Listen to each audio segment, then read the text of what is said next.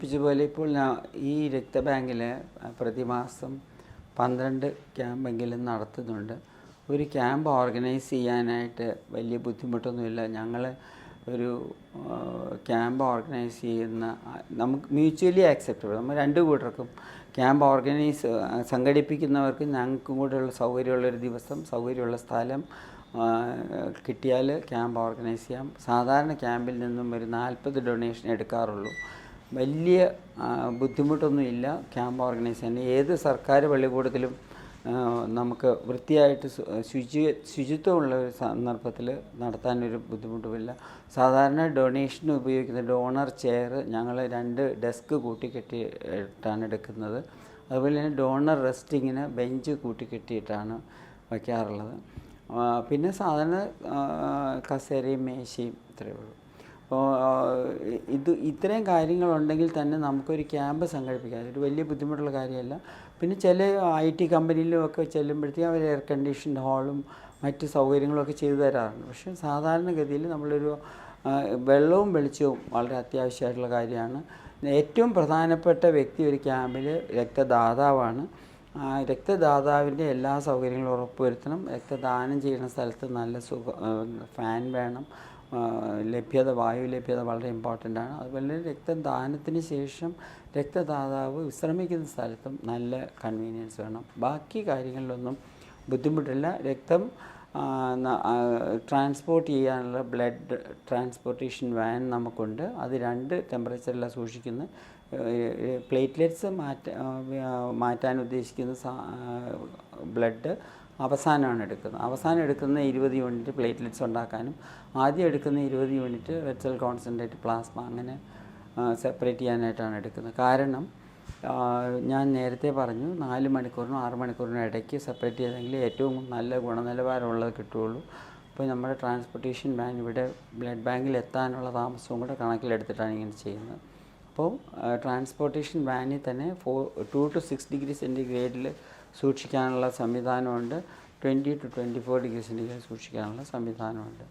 രക്തദാതാക്കൾ രക്തദാനത്തെ പറ്റി ഞാൻ നേരത്തെ പറഞ്ഞു, രക്തദാനത്തിൽ വളരെ ചുരുക്കം റിയാക്ഷൻസ് ഉണ്ടാകുന്ന സന്ദർഭങ്ങൾ തലേദിവസം ഉറങ്ങാത്ത രക്തദാനത്തിൽ വരുന്ന ആൾക്കാർ, സെക്യൂരിറ്റി ജോലിയോ അല്ലെങ്കിൽ മറ്റ് ജോലികളോ വല്ല അമ്പലത്തിനും ഒക്കെ സൗകര്യങ്ങൾ ചെയ്ത് അങ്ങനെ നടന്ന് രാത്രി ഉറങ്ങാൻ ഒരു 4 മണിക്കൂറെങ്കിലും സുഖമായിട്ട് ഉറങ്ങിയിരിക്കണം.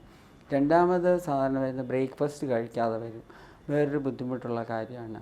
മൂന്നാമത് വരുന്ന ഫസ്റ്റ് ടൈം ഡോണേഴ്സിന് എല്ലാവർക്കും ഒരു ഭയം കാണും. അതിന് ശേഷമാണ് ഭയം ഇല്ലാതാകുന്നത്. അത് ഫസ്റ്റ് ടൈം ഡോണേഴ്സിന് വന്ന് കാണാറുണ്ട്. നാലാമത്തത് ഫീമെയിൽ ഡോണേഴ്സിനാണ്. ഫീമെയിൽ ഡോണേഴ്സ് നമ്മൾ സാധാരണ ഒരു കൂട്ടുകാരുടെ ഇഫക്റ്റ് എന്ന് പറയും. നമ്മൾ സെയിൻറ്റ് സേവിയേഴ്സ് കോളേജുകാരാണ് ഇവിടെ ഏറ്റവും കൂടുതൽ ഞങ്ങൾക്ക് രക്തദാനം ചെയ്തിട്ടുള്ള കുട്ടികൾ. ആ കുട്ടികൾക്ക് എല്ലാവർക്കും കൊടുക്കണം എന്ന് ആഗ്രഹമുണ്ട്. പക്ഷേ പലപ്പോഴും അവരുടെ വെയിറ്റ്, ഞങ്ങൾ ക്യാമ്പിൽ 50 കിലോ എടുക്കുന്നത്, അവർ നിർബന്ധിച്ച് വരും 49 കിലോ ഉള്ള. ഡോക്ടറുടെ ലീഫ്ലെറ്റിൽ 45 കിലോ എന്നല്ലേ പറഞ്ഞിരിക്കുന്നത്, പിന്നെ എന്തുകൊണ്ടാണ് 49 കിലോ? അങ്ങനെ നിർബന്ധിച്ച് പിയർ പ്രഷർ കൊണ്ട് വന്നെടുത്താലും ഈ പറഞ്ഞ തൊട്ട് ഈ കുട്ടികൾക്ക് ഈ നേരത്തെ ഉള്ള ഫാക്ടർ കാണും. എല്ലാവരും മെലിയാൻ വേണ്ടി ഭക്ഷണം കഴിക്കാതെയൊക്കെ ഇരുന്നു അങ്ങനെ വരുമ്പോഴത്തേക്കും വരാറുണ്ട്. സാധാരണ വരുന്ന പ്രശ്നം തലകറക്കവും വരും.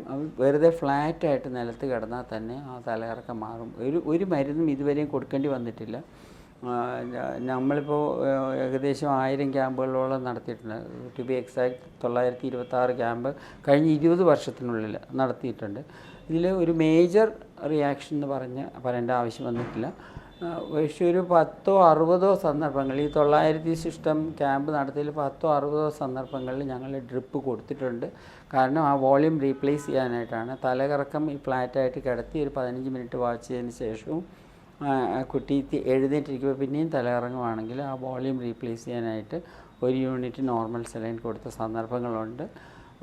പിന്നെ സിവിയർ റിയാക്ഷൻ വരുന്നത് വളരെ വളരെ ചുരുക്കം സന്ദർഭങ്ങളിൽ സിവിയർ റിയാക്ഷൻ വന്നിട്ടുണ്ട്. സിവിയർ റിയാക്ഷൻ എന്ന് പറഞ്ഞു കഴിഞ്ഞാൽ ബോധക്ഷയം വരെ വന്ന 2 ഇൻസ്റ്റൻസസ് ഉണ്ടായിട്ടുണ്ട് ഇതിനകത്ത്. പക്ഷെ അതും ഹോസ്പിറ്റലൈസ് ചെയ്യേണ്ട ആവശ്യമൊന്നും വന്നിട്ടില്ല, നമുക്ക് റിവൈവ് ചെയ്ത് എടുക്കാൻ പറ്റുന്നുണ്ട്. പൊതുവായിട്ട് പറഞ്ഞു കഴിഞ്ഞാൽ യാതൊരു ബുദ്ധിമുട്ടും ഈ ഇത്രയും ക്യാമ്പുകൾ നടത്തിയിട്ട് ഞങ്ങൾക്ക് വന്നിട്ടില്ല, ഹോസ്പിറ്റലൈസ് ചെയ്യേണ്ട ഒരു കേസും വന്നിട്ടില്ല.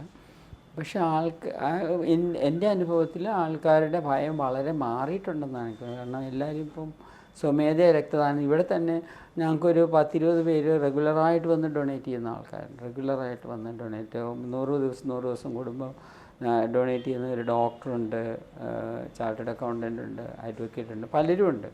ബിക്കോസ് രക്തദാനം കൊണ്ട് ഒരുപാട് ഗുണങ്ങളുണ്ട്. നമ്മുടെ ശരീരത്തിന് പല അസുഖങ്ങളിൽ നിന്ന് കൺട്രോൾ ചെയ്യാനായിട്ട് രക്തദാനം കൊണ്ട് സാധിക്കും. ഒരു ബ്ലഡ് ബാങ്കർ എന്നുള്ള നിലയ്ക്ക് പറയുക, ഒരു ഡോക്ടർ എന്നുള്ള നിലയ്ക്ക് പറയുമ്പോഴത്തേക്കും നമ്മുടെ ശരീരത്തിലെ അയണിൻ്റെ അളവ്, അയൺ നമുക്കൊരു എല്ലാവരും അയൺ ടോണിക്കിന് പുറകെ പോകുമെങ്കിലും അയൺ നമുക്കൊരു ശല്യം ചെയ്യുന്നൊരു ഘടകമാണ്. അയണിൻ്റെ അളവ് കുറഞ്ഞിരിക്കുന്നത് എപ്പോഴും വളരെ നല്ലതാണ്. അതുകൊണ്ട് രക്തദാനം വഴി നമുക്ക് diabetes, hypertension, cardiac disease, ഇതിനെല്ലാത്തിനും ഒരു പരിധി വരെ സഹായകരമായ ഒരു കാര്യമാണ് വരാതിരിക്കാൻ. വന്നു കഴിഞ്ഞാൽ ഇപ്പോൾ ഈ കക്ഷികളുടെ ആരുടെയും ബ്ലഡ് ഞങ്ങൾക്ക് എടുക്കാൻ പറ്റില്ല. ഇപ്പോൾ ഇത് വരാതിരിക്കാൻ, ഇതിന് കൂടുതൽ സാധ്യതയുള്ളവർ വരാതിരിക്കാനായിട്ട് ഒരു സപ്പോർട്ടീവ് മെഷറായിട്ട് വേണമെന്നുണ്ടെങ്കിൽ രക്തദാനത്തിന് എടുക്കാം.